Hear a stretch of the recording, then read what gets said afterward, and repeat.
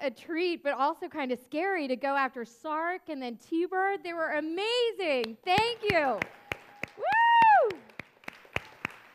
Okay, so before I get into my presentation, what I'm really curious about, given that this is TEDx for women, how many women out there think that women are key to our global sustainable future? Raise your hand. Woo! I do too. That's pretty much everybody in the room. Okay, well, good news. For many, many years, I've built and sold a number of companies, and as they mentioned, I hosted a show with CNBC, and I've been fortunate to do a number of different things in my life, my career, that have been a lot of fun for me. And people have always asked, Ingrid, how do you make the impossible possible? How do you do this? And I've never felt like I really had a good answer because I thought, well, you just kind of do it. And after years of really kind of doing it, there really is an art and a science to it, an art and a science to making the impossible possible. Today, we're going to talk about the art, because I dare to say that the science piece, which I'd love to talk about some point as well, without the art, it really is almost impossible to make the impossible possible. And the reason that this is important now is because the last company that I built and sold last summer, it was a green energy company. And when I was doing this company last fall, I really stopped and said, universe, what is it that I need to do next? What do you need me to hear? And I really clearly heard, Ingrid, everything that you've been doing in your life to date has been leading up to where you're going to go now. We need to create a global sustainable future, and the only way to do this is through a new set of eyes, and that's the eyes of women. And what you're called to do is to do everything in your power to empower 1 billion women by 2020. So I knew that everything I was doing then, from that point forward, and that was just a year ago, my business, my policy, my TV initiatives, everything needed to line up towards this vision. But the other thing was I realized that, well, that's great. If the things I'm involved in all move towards that vision. But what happens if I'm not actually doing my part to share my story and reach out to other women who are exactly like me and I'm exactly like them and help them understand the power of possibility, the power of belief, and the power of turning the impossible into the possible? So I want to share with you 3 things today. And the first one talks about the power of belief. When I was in the 4th grade, it was really interesting because the principal called my parents up and called my parents for a meeting. And they said, Hans and Joan, my parents' name, Dr. and Mrs. Vanderbilt, your child, at the time, the language they used, I was failing out of school. And they said, your daughter is not only learning disabled, but we believe she's retarded, is the language they used. I was retarded. And my parents, thank God for my parents, didn't believe what they said. Thank you, dear God. And they said, this cannot be. And the principal said, she is. And she's failing. She doesn't listen. You know, nothing's going right. We can't do anything with her. We absolutely don't know what to do with your daughter.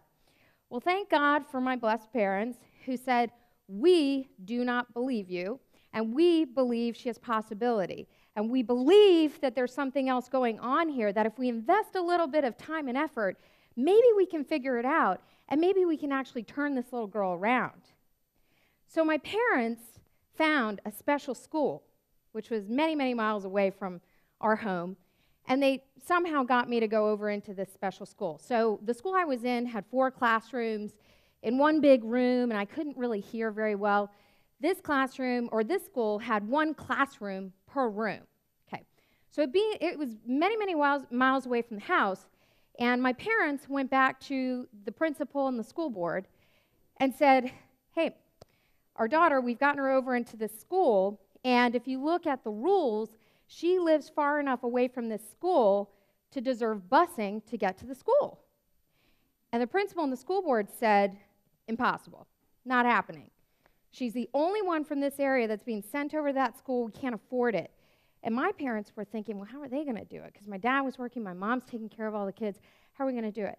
They found a loophole in this, whatever the laws were, whatever, and they said, no, she deserves busing. Lo and behold, first day of 4th grade.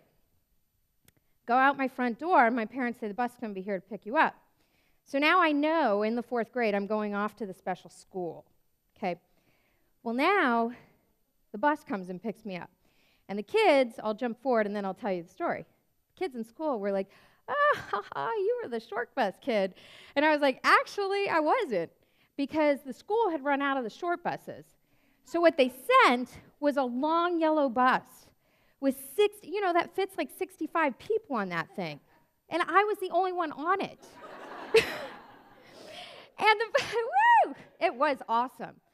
It was totally awesome, because the bus driver, he became my best friend. And get this, he was like, you imagine a 4th grader, pretty small. He was smaller than I was. He was African American, and his name was Shorty. Shorty and I had a lot in common. We had issues.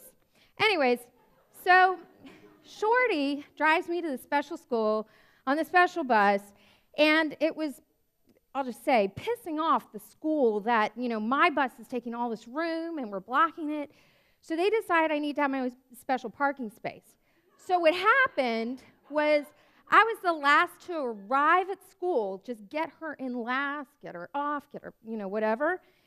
And then they gave me a special parking spot so that I'd be the first one to leave school at the end of the day. So I had my own special parking spot. Okay.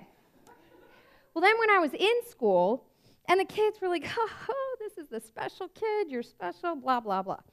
Okay, so when I was in school, they decided that I really did have issues, and I needed more help. So they gave me a tutor, and that tutor would take me off to some special classes. And they would work with me and train with me, and we'd try to figure out what was going on with my learning disability and all the other things that they were saying about me. And through this whole time, kids were joking with me, they were teasing me. It actually, maybe I sort of lived in my own world. I mean, people say that I do that sometimes. But, kids would tease, and to me, I was like, wait a minute. Here are my parents doing all of this stuff because they believe in my possibility. And here I am going to a special school on the special bus for the special kids in my own special class, had my own special parking spot. I'm freaking special. I am awesome. Not everybody thought that, but I certainly did. But here's where it all paid off, because in the 6th grade, they did figure out that what the issue was I had hearing problems. That once they fixed those hearing problems, I excelled. But I realized at a really young age, not only the power of great parenting and belief from a parent, I'm not a parent myself, but really, I understood the possibility of choice, the possibility of believing in my own possibility and believing that I was special. That's critical as women, as we move out into living our fullness, living to everything that we can be, is understanding the power of our own possibility. Casey talked about it a little bit earlier. Everybody's been talking about it. It's been so awesome. I actually forgot I was supposed to speak today. I was so into it. And it's been incredible.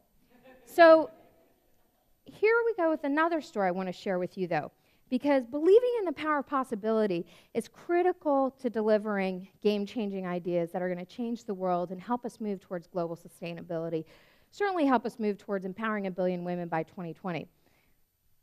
The next story is this. When I built my first technology company, I'd just come out of business school, and I knew I wanted to be an entrepreneur. I'd gotten an MBA in entrepreneurship. All my friends were getting corporate jobs. That was not for me. I knew I wanted to be an entrepreneur. I was in Austin, Texas. Dell was there. The internet was starting. And I knew that if Michael Dell and if some of these other people could build billion-dollar companies, why couldn't I do it? I didn't know any better. So what happened simultaneously to that is this. I realized that in realizing and believing in the possibility of that, and being okay with the fact that I didn't really know how I was going to build a billion-dollar company, but I could figure out how I might get there, I started thinking about what do I need to do. And so I decided I need to get myself a mentor who's done this before that I can work with. And the two people in Austin were Michael Dell and a guy named George Kosmetsky, who built Teledyne, and he also mentored Michael Dell.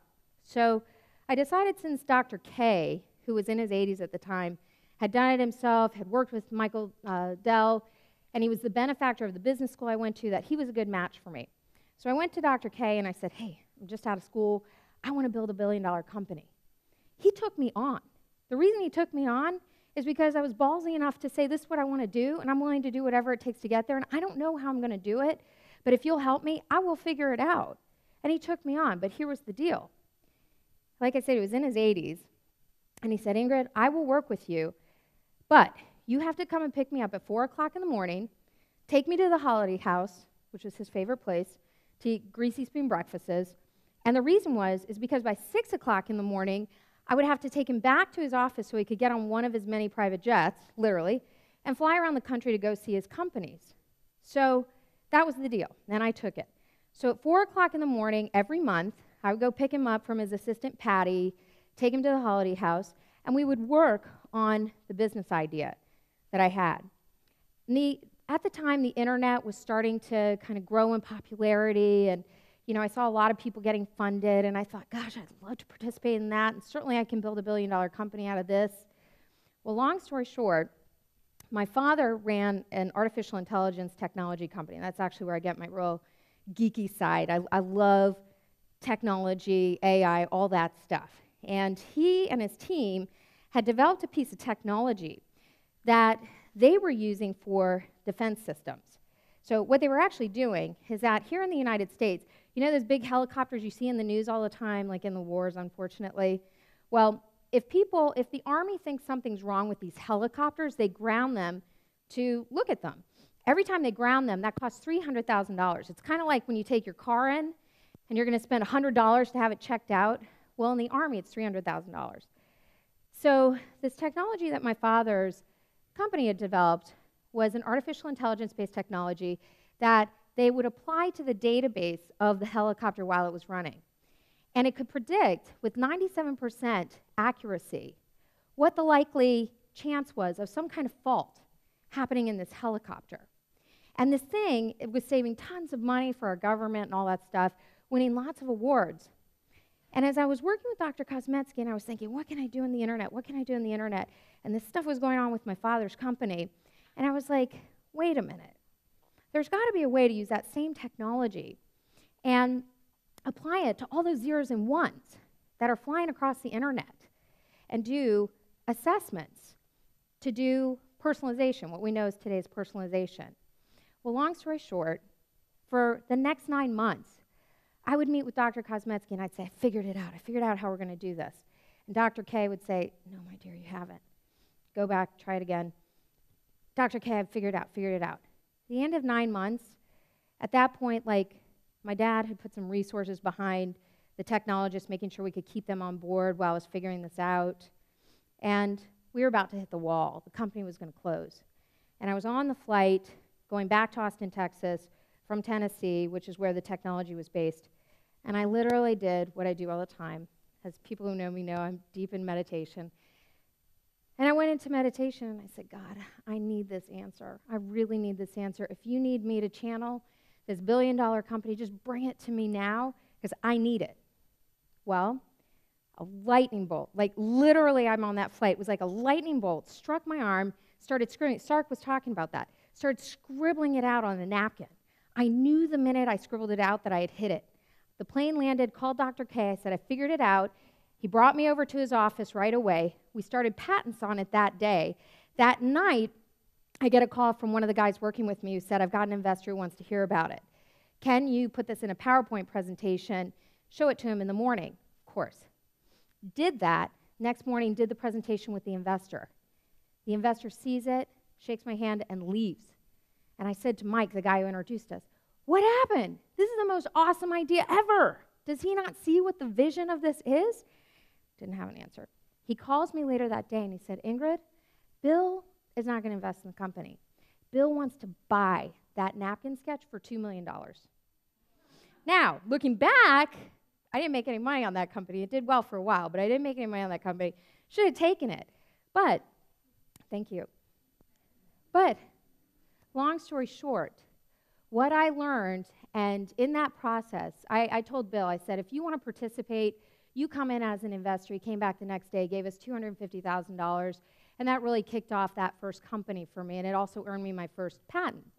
What I realized in that process, though, was the second point, which is we have to get really comfortable with being uncomfortable. So I'm going to jump to the third point because I'm going to run out of time in a minute. And I practiced this, and I was like, it's not going to happen, but of course it happens.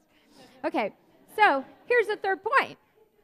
Because back in August, this past August, so as I'm meditating again, as I do every single day, and I was like, universe, if I'm going to help women understand how do we manifest, what's the art of manifesting the impossible to possible if we take the science out of it, if we have to think that we can believe in the possibility, and if we have to understand that we have to get comfortable with being uncomfortable, what's the deal?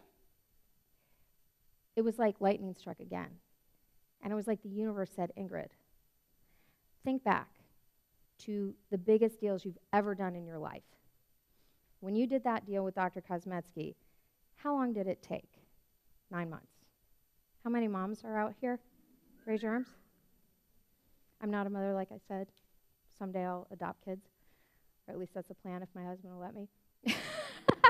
Or if he'll buy into it. Glenn, if you're watching. Anyway. 9 months.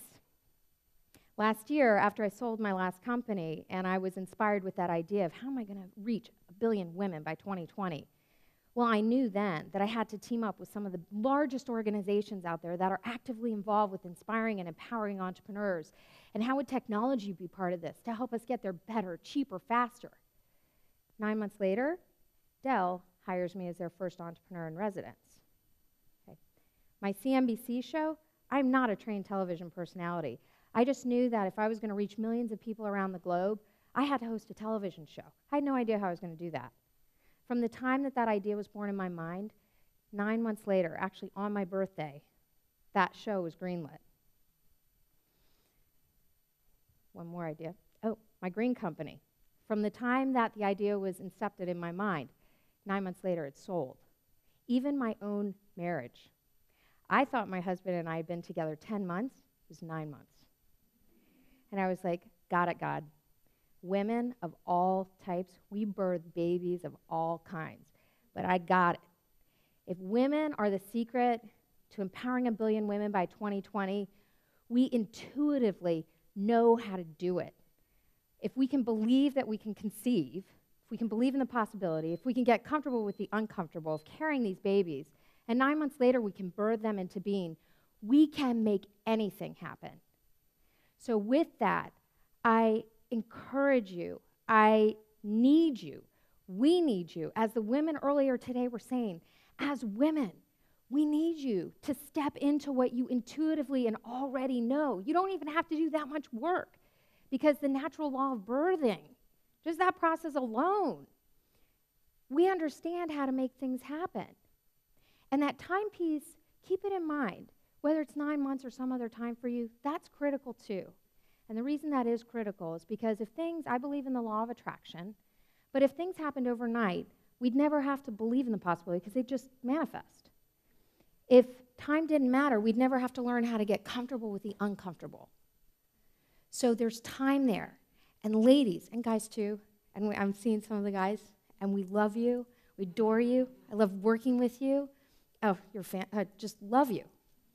But ladies, it's our time. Step up, bring it, we need you, and if there's anything I can do to help you, you just let me know what it is because I'm here in service to you and in service to the world. Thank you.